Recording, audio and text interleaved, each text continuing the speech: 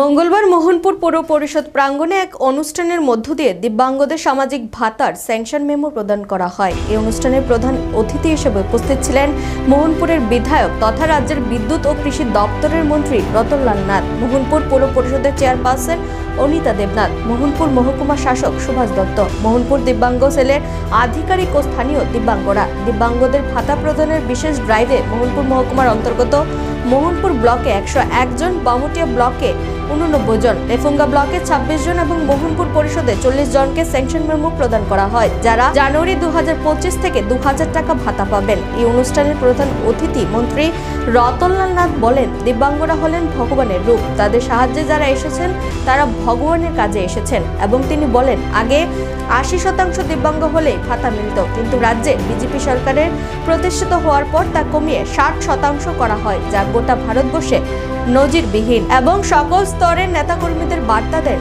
নিজ নিজ এলাকার দিব্যাঙ্গজনদের খবর নিতে, তাদের ভাতা প্রদান করা সহ বিভিন্ন সরকারি সুযোগ সুবিধা পেতে সাহায্য করতে। পাশাপাশি বিস্তারিত প্রতিক্রিয়া ব্যক্ত করেন তিনি। এর কয়েকদিন পরে নতুন ইংরেজি নববর্ষ, এটারও আগাম শুভেচ্ছা জানিয়ে যাচ্ছে। আমরা জানি যে বিশেষ করে এ রাজ্যে এবং কেন্দ্রের মোদীজির নেতৃত্বে যে সরকার, সেই সরকার গঠন হওয়ার পর এবং এ রাজ্যে 18 সালে যে নতুন সরকার এসছে, এই ডাবল ইঞ্জিনের সরকার একের পর এক ইতিহাস সৃষ্টি করে চলেছে।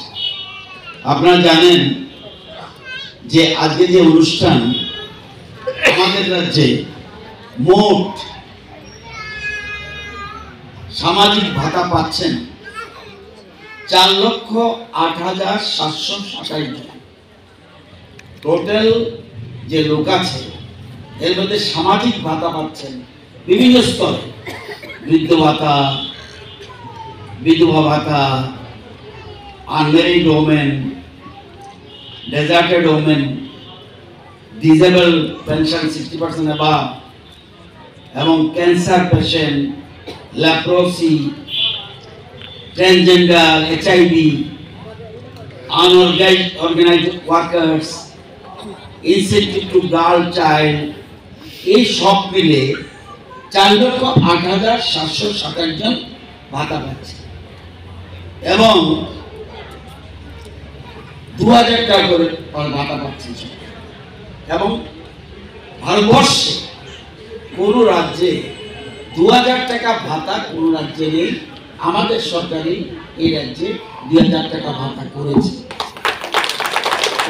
এবং আপনারা জানেন এই জন্য বছরে কত টাকা যায়? এই যে 4,08,227, এর জন্য খরচ যায় 798 কোটি